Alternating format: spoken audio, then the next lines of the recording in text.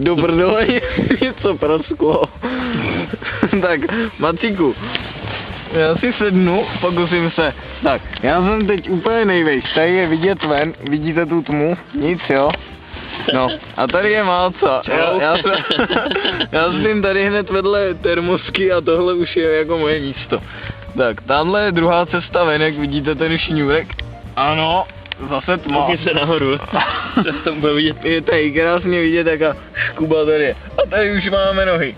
Je to, jak velký příbytek má, co? Malý.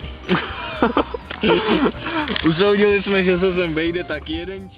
Právě se odehrává jeden z větrných porivů a můžete vidět, jak nám to tady lomcuje s celým stanem, ano.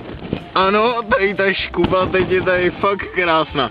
Tak, Máco, bojíš se větru? Ne. Já trochu jo, nastydne nám asi vše, kde končí prdel a začíná hlava.